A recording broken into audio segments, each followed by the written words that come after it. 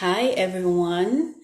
Hi, it's so good to be back. This is our second webinar, which is dedicated to women in the global film industry. And this is our first guest, Sope Aluko, which I'm going to welcome. Hi, Sope. I can see you. Hi, good evening. Can you just send me a request, not a friend request, a request so I can add you in the conversation?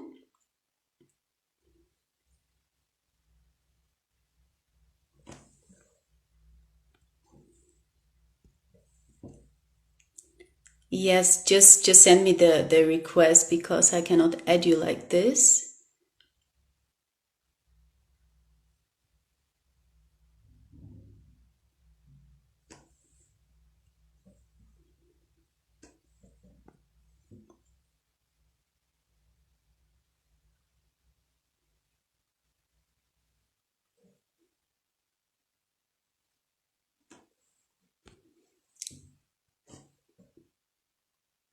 Oh, the request actually it shows when you logged in, it shows that it sends like a request on the side. It's written on the right side. It's written request to be in the live video, and just press request.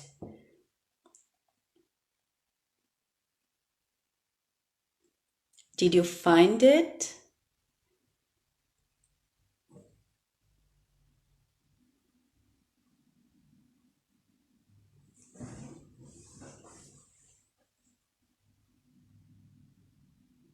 Actually, every time when you logged in, it asks you if you want to be in the live video, and you just need to press request.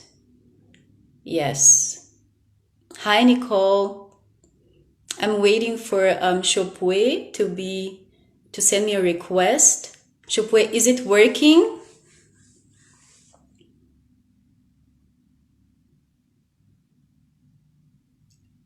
Just just need to press. Hi, Nicole. Hi. Just need to press the request and I'll add you in the video. It's actually not. It didn't ask you? Okay, so I'll start a new IG. I'll start a new IG and then you log in and then it's gonna ask you a request and you just need to press the request. Did you log in from your phone?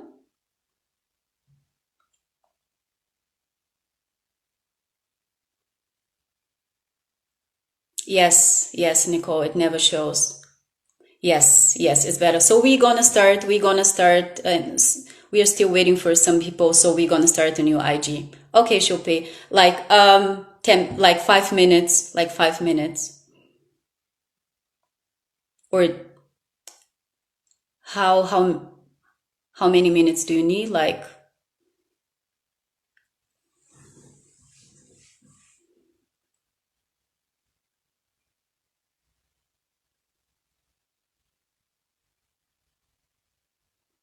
I'll start a new IG, right?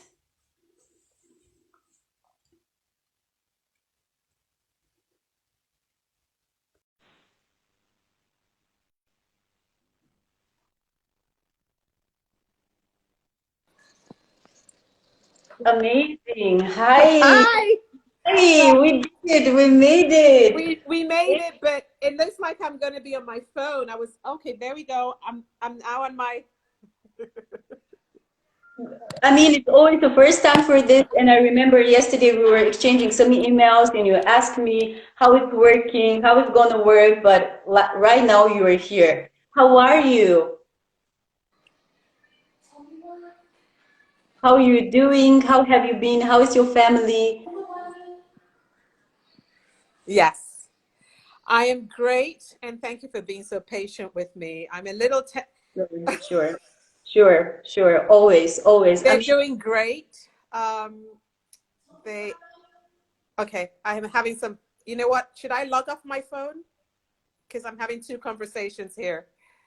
Yes, actually, just the phone. You're using the phone, so just the phone. Yeah, that will be fine. Okay, I'm just gonna log off my phone. All Yes. right, here we go. Sorry Okay. about that. I had to have my teenage son come and help me. So, No worries, no worries. How is he? How is he? How are you doing? How have you been through this well, hectic? it's been what should we call it? It's a rolling series, should we Oh, say? A lot yes, that's going on, a lot that we're processing, a lot's in the news, and we're just doing our best to get through it with prayer yes, and yes.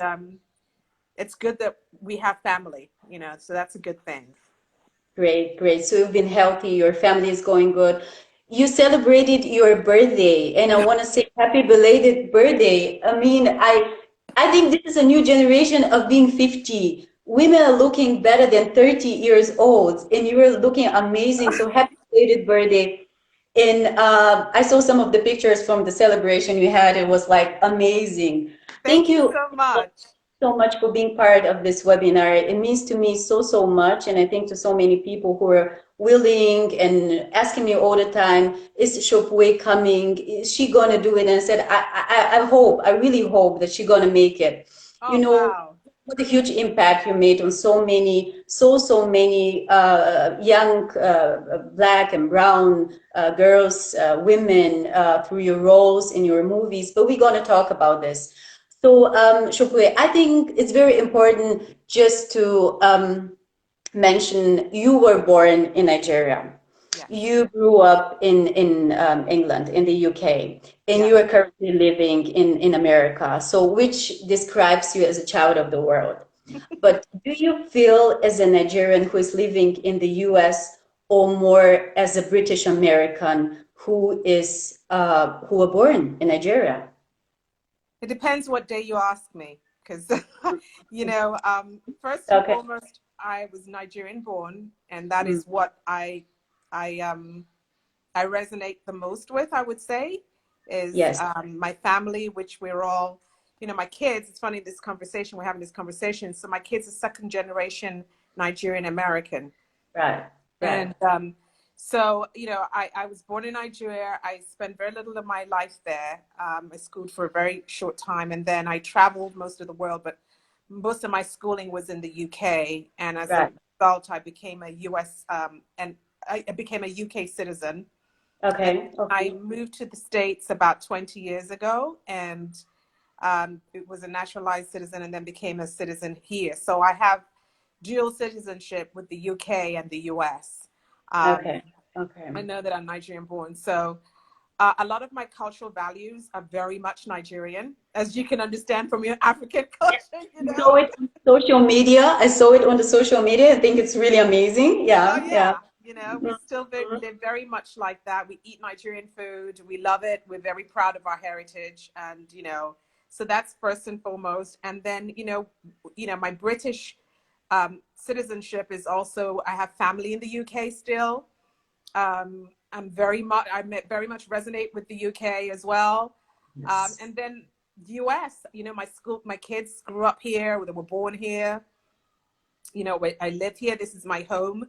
So I don't know, but I guess I'm all three. But primarily, it is my Nigerian culture that really pushes through everything. Amazing. Amazing. You mentioned in a couple of interviews that your parents didn't want you to become an actress. And we know this from African parents sometimes when we surprise them with, I want to be an actor or an actress or go into arts. How do you think we can convince African parents that actually being an actor or actress is a job and you can make a living out of it? Hmm. Well, it's very different now. I can tell you that. It's so much Yeah. easier now, because I think what the generation now has got so much access. You can go to your parents now and say, I want to be a DJ. And they'll be Mm, like, and then you've got somebody to say, well, they did it, et cetera, et cetera. Whereas yeah. back when I Yeah. was coming up and I was young and I wanted to be an actor, there were very few mentors of people around. I had an auntie, unfortunately she's deceased now, but her name was Sope Aluko, and she was an actress, and she acted in a show on TV in the UK called No Problem. And I remember just looking at her with big eyes and thinking, wow, she was just amazing. Fired. Yeah, I was so inspired. And other Nigerian actors like Patty Boulay, I mean, there's just a list of them that Yeah. I went through in my life.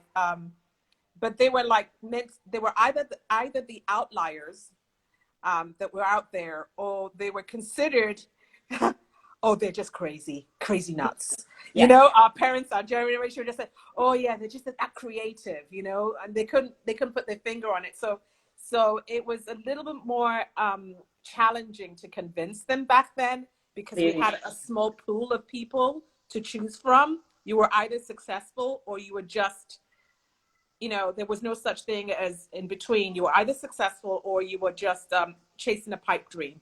And so, you know, so the argument was very difficult for you to just pitch them and say, hey, you want to make a life out of this and income out Yeah. of this, etc. Yeah.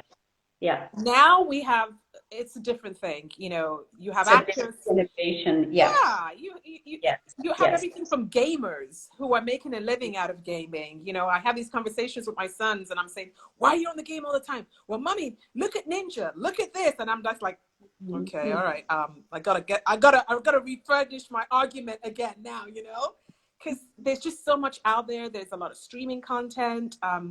So I'm not saying Social that it's media, new generation social media.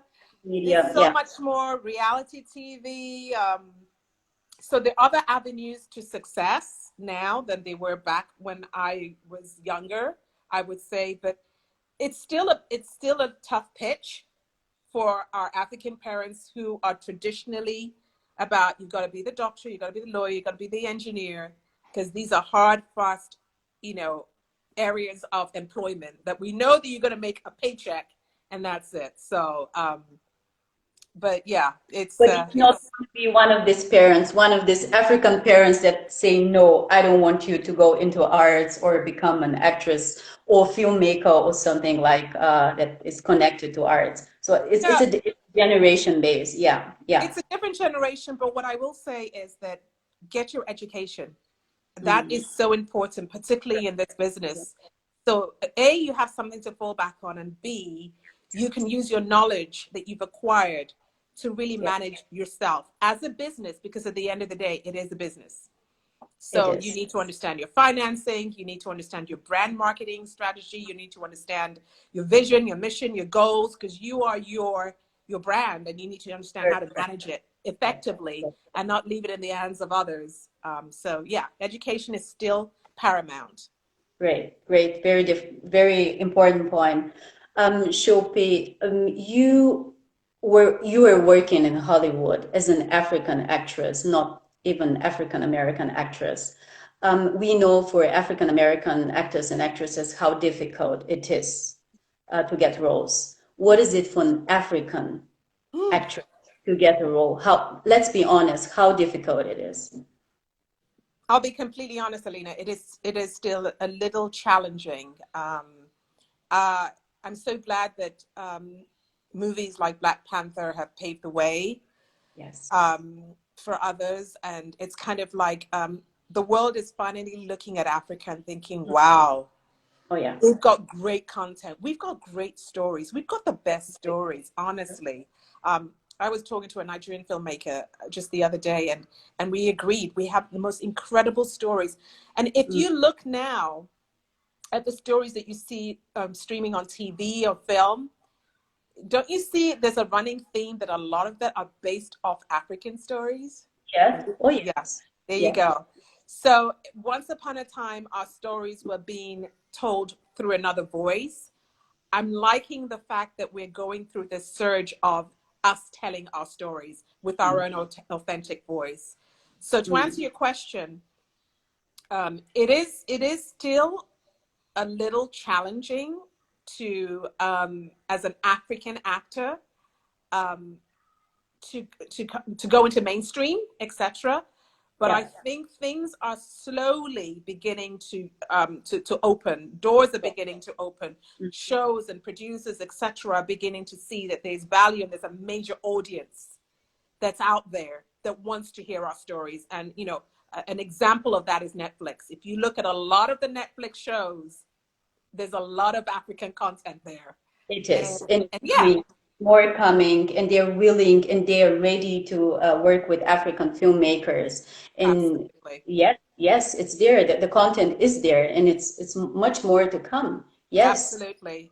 And so that's what you see when you now start seeing that people in Hollywood are actually, promoting people and creating divisions specifically for African content.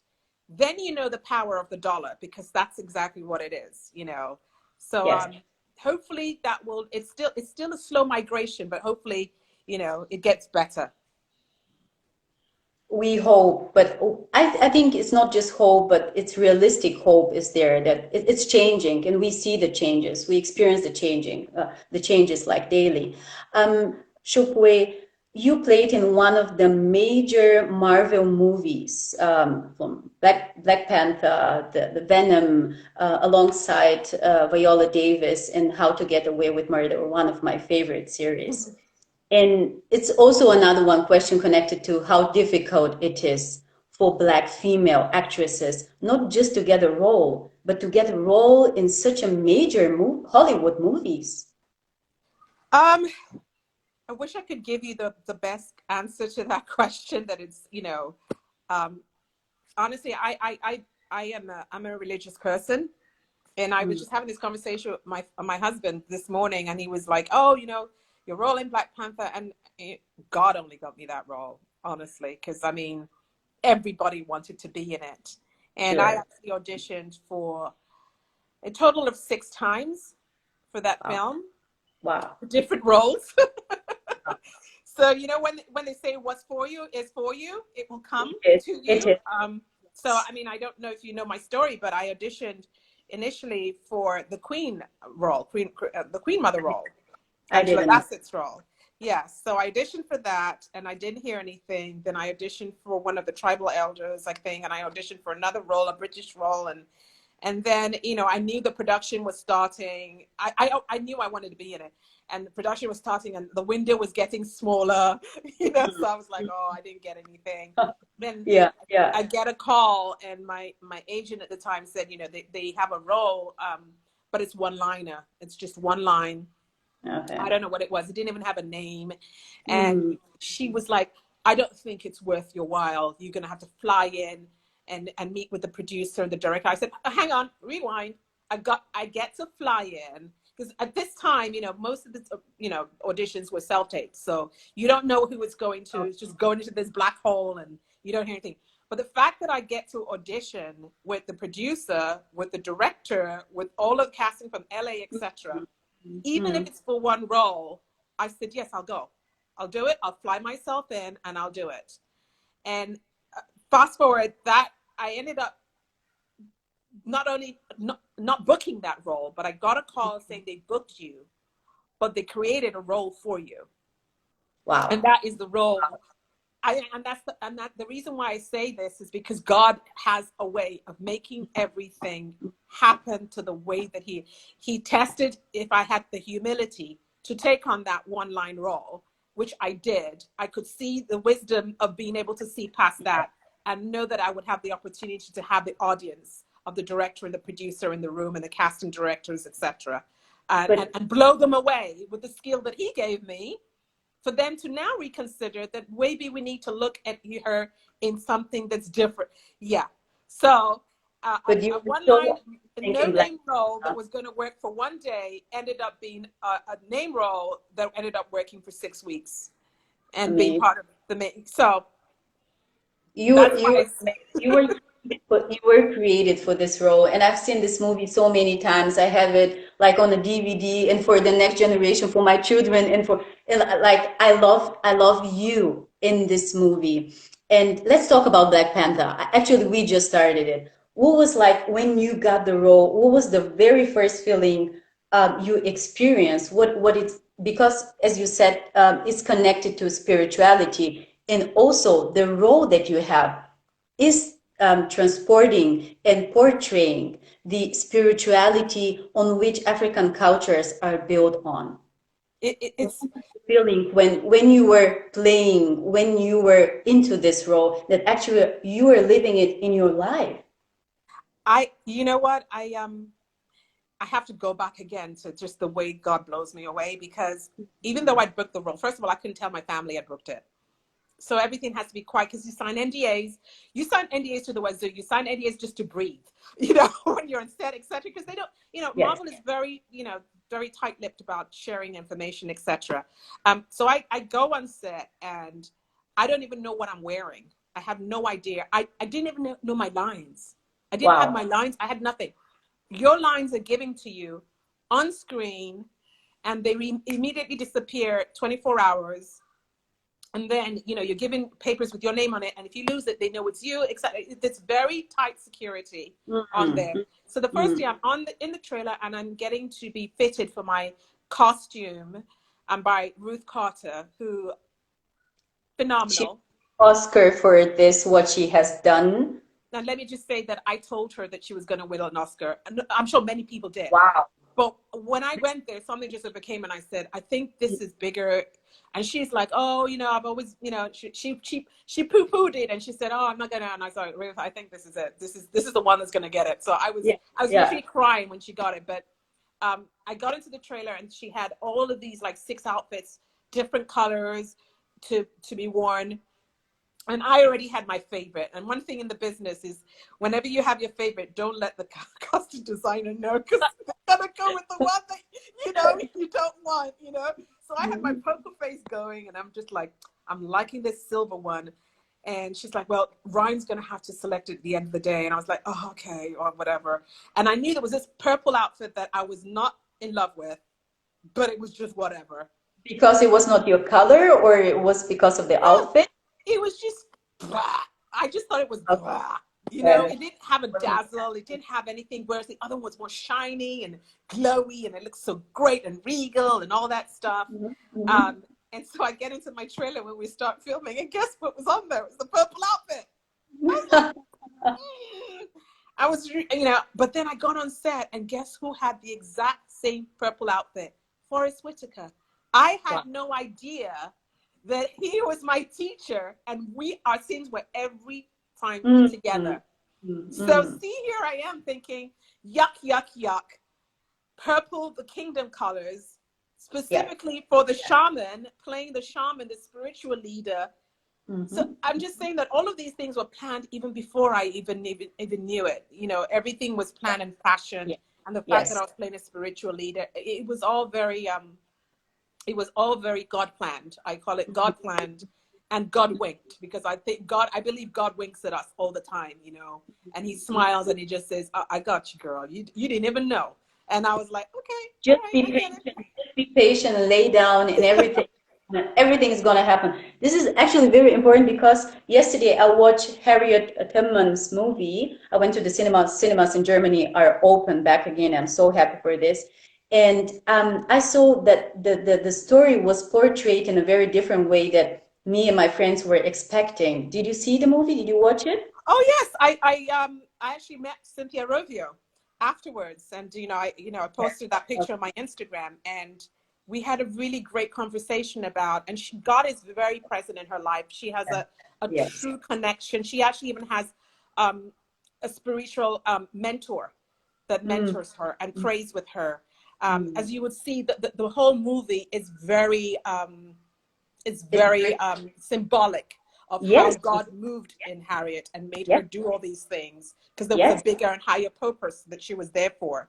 And so we Exactly. talked about that. So I'm glad you brought that up, because Yes. that, yes, speaks to another reason why I'm an actor. And, I have this conversation with our my Bible study that we meet, and I said, God blesses you so you're a blessing to others. It is not Mm, for you to selfishly hold on to your gifts. He mm. doesn't want that. And And so he yeah. works through us for others. And so we just have to be obedient to his will. And Cynthia and I talked about that, and she talked about there were so many moments that transcended above her, that she didn't even know what was going on, but she was just being led spiritually. Like when she was in the water, and she said it was like literally 0 degrees. It was Yes. very cold. And she Wow. said, something just kind of like worked within her, his spirit, the Holy Spirit. And there were so many moments like that during the role that she was, not only as her character as Harriet was learning about her gifts and where it was coming from, but she as an actress was learning about how she was being used in the role. And I Yes. love hearing that. I just, that to me is just golden. The connection, it felt directly the connection. Shupwe, I think it's very important. We have like 10 minutes more because we're a little bit late, but let's talk about colorism because we promised to talk about colorism in Hollywood, which is a Yeah. very important topic, which colorism is important because it's part of the racism that exists in Hollywood. Mostly, I won't say that all of the light-skinned actresses that we are seeing are light-skinned women of color, but mostly of them in series and in movies. How do you think you, as a filmmaker, as a producer, as an actress, as part of Hollywood, as part of the film industry, can experience and can make this change to happen and to come? How can we see all of this melanin and these dark skin beauties and talents more often in movies, in series? Well, I'm glad you asked me that because, you know, one of the things I've never shared before, the reason why I decided to go back into acting, because I left acting for a while and I worked in corporate America, etc., was when I was losing my mother. She was dying of cancer, and my sisters and I decided to go and watch a movie, something I love to do. And that day we watched Doubt. And for those 9 minutes that Viola Davis was on the screen, I was transfixed not just by her performance, but by the fact that she was a Black woman, Yes. my skin color. Yes. And she was killing it on the screen. And this is before the awards chatter, etc., etc. But I was so just grabbed in. And I shared this with her, and I said, you know, I literally felt a whisper saying, it's time. It's time. Wow. And the reason being, I did see the colorism in Hollywood. I did see all that. I didn't see myself on TV. But on that day, I saw Viola Davis in the theater at midnight or whatever time the showing was. And she was the one who said, okay, there's room for us, finally. I fast forward, I start off with that because I fast forward to Black Panther. And one of the things that Ryan Coogler insisted on was darker skinned women. We can see it in the movie, yes. It's And obvious. natural hair color. So the women of Wakanda, strength is in your pigmentation, darker skin, and in your natural hair. Mm-hmm. So I loved all of that. And you see now when I go around in Hollywood and I look at, you know, when I first started in this business, I would look at, you know, a lot of the headshots and things like that, and people on TV were lighter skinned, etc., etc. And what you see now, when you see on TV, is a more darker skin, more natural hair, different kind of hairstyles. Yes. I mean, it's everything, you know. It's still a slow change. Like I said, everything's happening slowly, but it is beginning to happen. We're beginning to have those conversations now. Because we asked for this, and we spoke about this. Absolutely, absolutely, and it really needs to, and this is part of a bigger conversation in terms of it really needs to happen at a higher level. And I've talked to other actresses about, you know, when you're going on set, you don't have a Black hairstylist that does your hair. Wow. Wow. Yeah. So you know, What? let me tell you, girlfriend, I always bring my makeup and my hair products. Wow. And I come camera ready just in case, because 9 times out of 10, it's going to be a white stylist. And not only is she a white, she don't even have any experience dealing with Black hair. But they're spraying away and they're doing, and you're like, oh, you know us, our haircuts, you know, we don't have hair that would just come like Rapunzel. And I'm just like, my little something here, my edges, my this, my that. Yeah. So in the beginning, I'll be all happy and smart, and then when I leave, I'm like, oh my God, my hair is caught. I have to, you know, and go back to my hairstylist and everything. So I started wearing wigs. I started being smarter. I started, you know, my other Black actresses, what they were doing. So this is not just about colorism. It's about the entire embodiment of dealing with our blackness. Yes. How do you make us up? How do you light us up? I had a conversation with Sterling K. Brown, who, as you know, is in This Is Us, and we worked on Army Wives together. And he's much darker than I am. I'm darker, so Okay. we were just joking behind the wings. I was like, they better light us up. We're good, because I don't want, because when the camera is dealing with a white, there are 3 white people in the scene, and there's a black person. It just shifts. You got to have the right makeup, but that is also to do with the experience of a good camera cinematographer. So making sure that you look good on screen. So it's just everything. It's got to work with choosing us darker skinned actors, being equipped at all levels to be able to manage the people that are gonna have us on screen, and to light us up and make us look good. Yes, yes. Yeah. So what will be your last message to all these black and brown girls and women who are willing to start a career in the film industry, but are being afraid for knowing that they're gonna face all this racial and gender injustice one day? My message right now is, if you are really, really serious about this, own your own stories, drive your own narrative, create your own. We're seeing it now with the likes of Issa Rae. We're seeing it with Michaela. We're seeing it with, a whole bunch of people that are coming out here and doing it on their own terms. You do it on your own terms. Yeah. And that's what I gravitate to, every young filmmaker who has got their own voice and everything. And I want to work with them. I'm like, listen, I want to work with you. I want to produce with you. I want to collaborate with you. I'm all about enriching you, because I honestly believe that if you let our stories, if you drive the narrative of our stories that I talked about, which we have a lot of, We do. and we manage all the elements, and we hire our own black people, cinematographers, which there are a lot of, our writers, etc., we will rise to the top. We are rising to the top. And yes. Hollywood is listening. Hollywood is listening now. So that will be my We're message. listening. Yes. Yes. Absolutely. Absolutely. Don't wait on Hollywood. You do your thing. And they'll listen to you. They'll come. And Nicole is listening as well. And I think maybe this will be a great connection, And we were talking about creating content, and she created something so great. And we want to hear more about this. Nicole, can you, Sope, this is like, it was so amazing. Thank you so much from the bottom of my heart. Thank you. And I want to start the conversation only with 2 words. It is like Wakanda forever. Oh, Wakanda. I need to sister, forever now. Forever. Ever.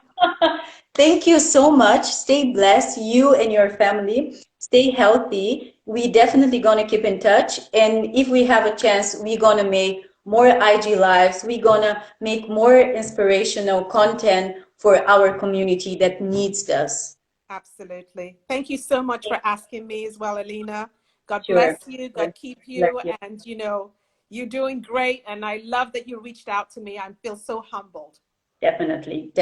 You're a true inspiration. Thank you so much. Take care. Have a nice Bye. day. Bye-bye. Bye.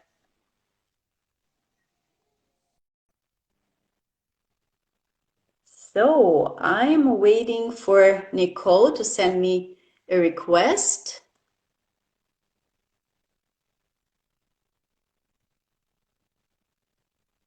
Hi, Nicole.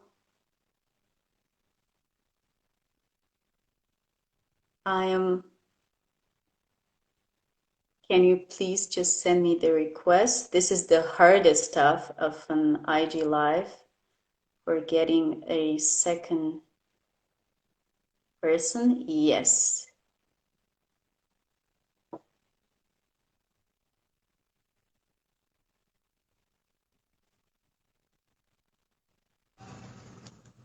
Hi. From Miami to Accra, Ghana. Hi, Yes. evening. So good to see you. When is the last time I saw you? The last time was 6 years ago. I counted the years today. They was in London. We worked together on this platform on Udala Yes, yes, women yes, yes. 6 years ago. Yes, you become a Mhm. mom, looking so beautiful. I've been following Thank you you. all the years. How are Thank you? you. I'm good. I'm good. You look gorgeous. Love your outfit. Love your hair. Everything. We said we were talking about an African city in Wakanda. So I have to Mm, wear it. I have to wear it. good. Nice. Yes. How is your baby girl or baby boy? I didn't see any No, pictures. that must be my, you're probably talking about my niece. My niece who's like my daughter.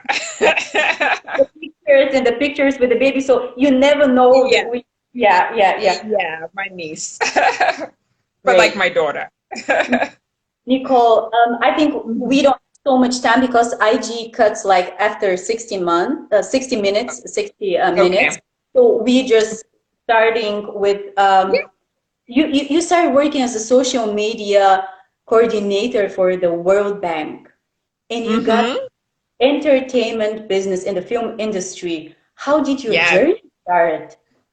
Yeah, well, my filmmaking journey was kind of by accident. I wanted to fight the single story of Africa. I felt like there was a negative portrayal about the continent of Africa, and I felt like one of the guilty partners in that were development institutions. So I thought if I worked in development institutions, worked within them, and changed what they put out about the continent, that would make a change. But that change was very slow. I didn't appreciate how slow it was. So at the same time, social media was becoming increasingly valuable, and I Yes. saw how much how fast messages could pass on Facebook and Twitter and YouTube. And so I was like, I want some of that. Let me hop over. Let me hop over there. And that's what Yeah. I did. I hopped over YouTube to fight the single story of Africa. And the actually Mhm. the first season of An African City is still uploaded on YouTube. How Yeah, about the it's still second there. one? Second one, we put on a website, so on a monetized website. We made some money. Sure. And which was, I mean, we loved it. I mean, yeah, so season two was more part of our business model. Hmm. Um, yeah. Did you know from the very first beginning when you started creating An African City that it's gonna have this huge, enormous social impact on the African female Yeah. identity? This is big. Yeah, no, I didn't. I thought it would take some time to catch on. I didn't. I underestimated how hungry online audiences were for something new and fresh about the African continent. And it's been 4.5 years since we launched season two. And even just the other day, I was running an errand with my mask on, Wow.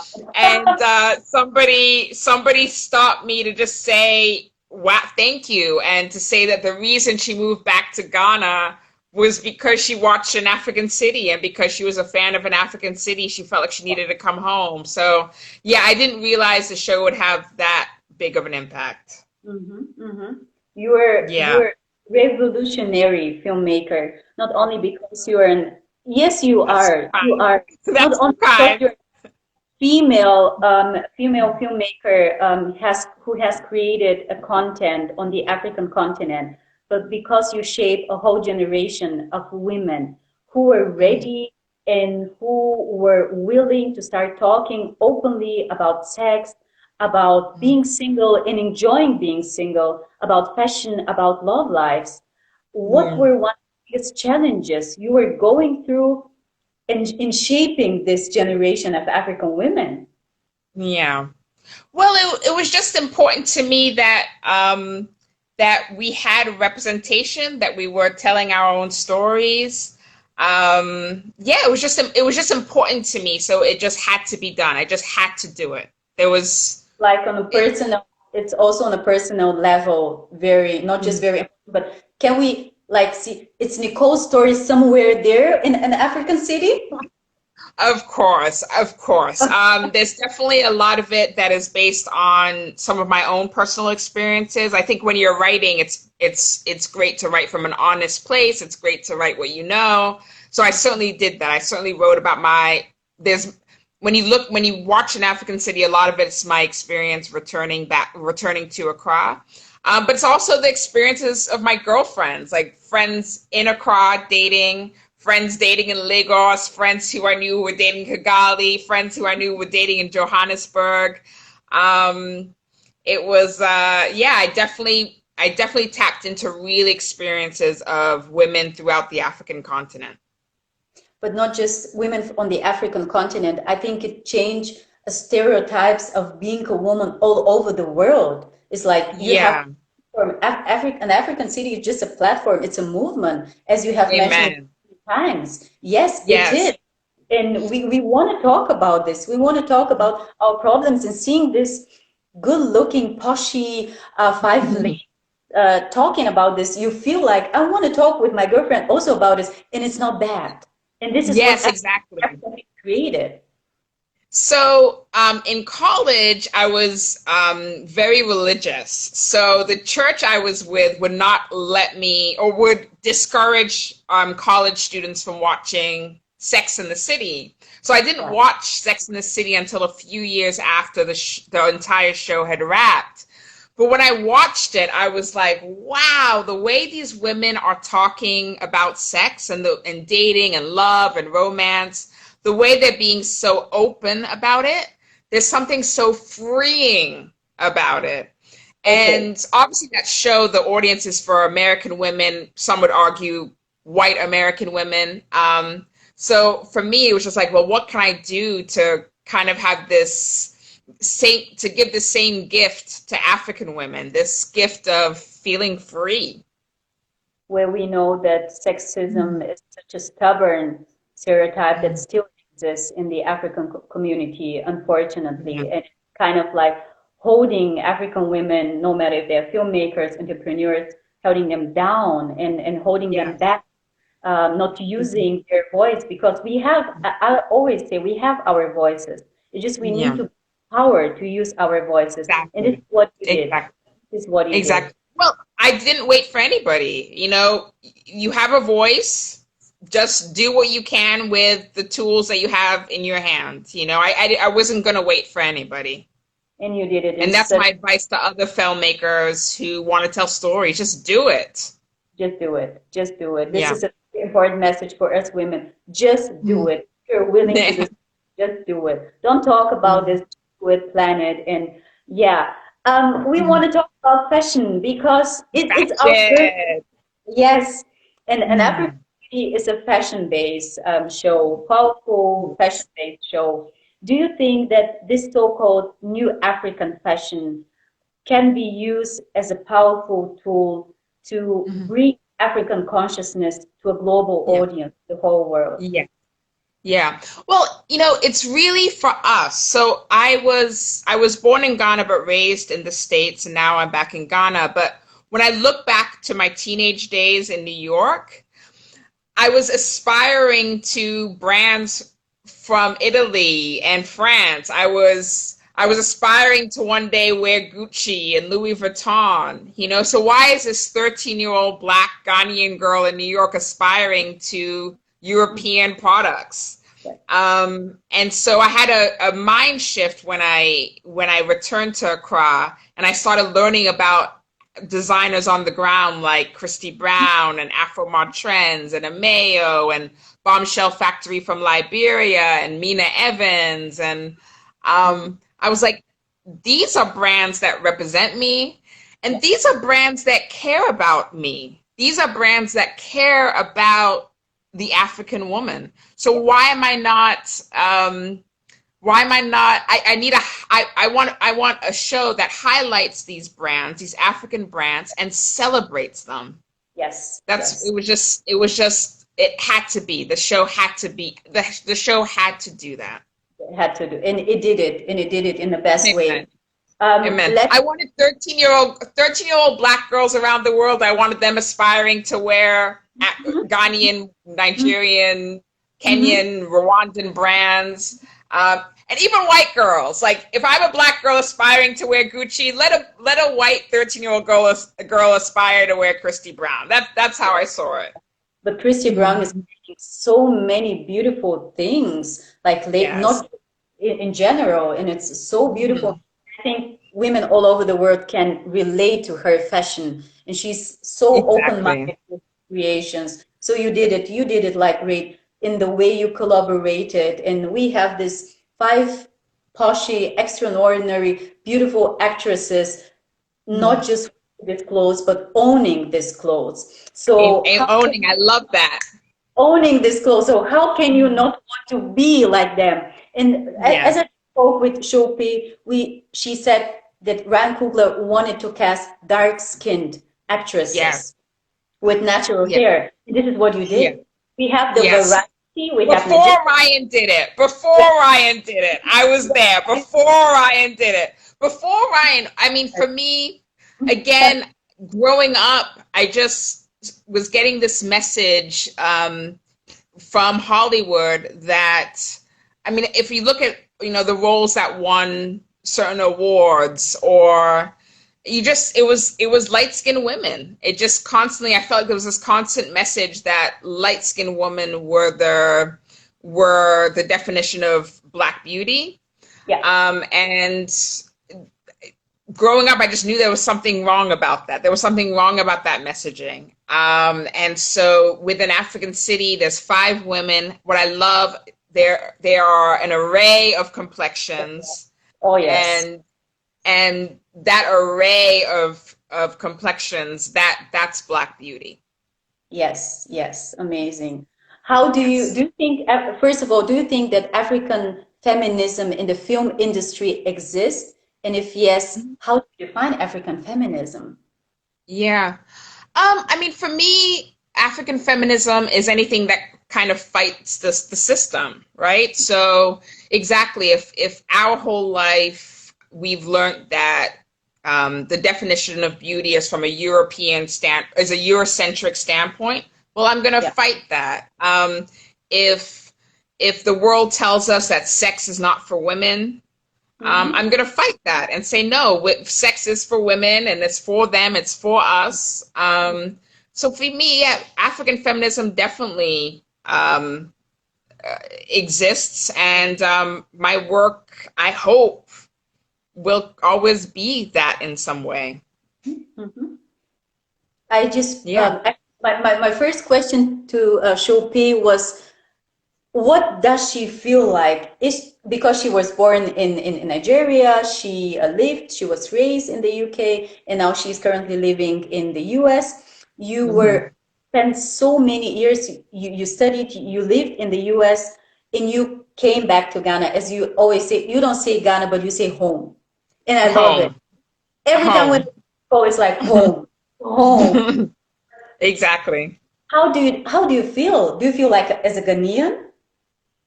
Yeah, I mean, what I'm learning about myself is I'm 100% Ghanaian. I'm just a different type of Ghanaian. So, and that's what I like to tell people when they question, wait, you're Ghanaian? What? Huh? Yeah, I feel like there's different ways to be African, there's different ways to be Black, and there's different ways to be Ghanaian. I'm Ghanaian in my heart. I have an American accent, basically. Yeah. Or I love identifying as Ghanaian American. I love knowing that my existence bridges together 2 different cultures. Mhm. And that helps my storytelling. That's what helps my art. And so I should be proud of that. You have definitely have to be, and using it as a tool, as a powerful tool, it gives much more power to the storytelling, to the female storytelling that you are um, uh, presenting and trying to push to a global audience. Um, Exactly. how do you think that the African female making could be used as a development tool to change the political and socioeconomic structure, stereotypes on the whole Yeah. continent? Yeah, I mean, our projects themselves, right, disrupt the system. You know, out whatever project we're doing, the project itself disrupts the system.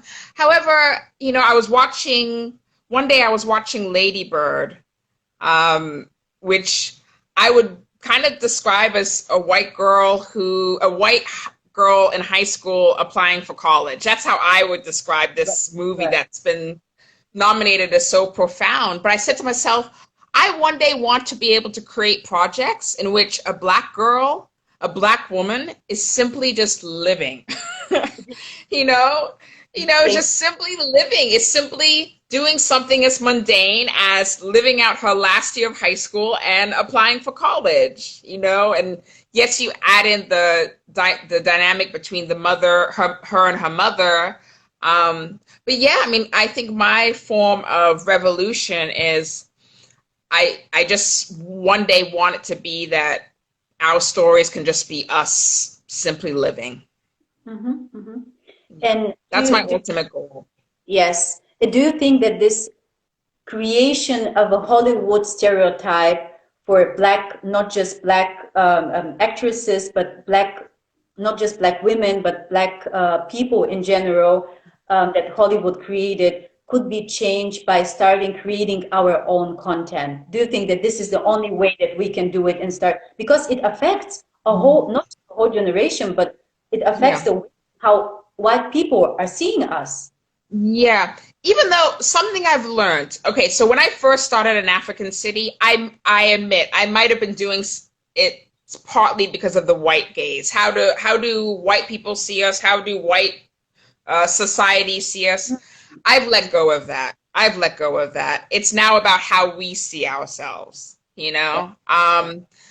Forget the white gaze. I'm more interested now in the black woman gaze. For me, what makes me so happy about the work I do is seriously when Ghanaian women stop me in supermarkets and just thank me for my work. For me, that's the goal. That's the goal. You changed so many lives. You changed so many female lives. How did an African City change your life? Oh my God, how did an African City change my life? Well, just as a general life principle, just the fact that I took a leap of faith. Like I had no experience in filmmaking, I had no experience in TV production, but I did it anyway. And for me, that was an important life lesson. Just do it anyway.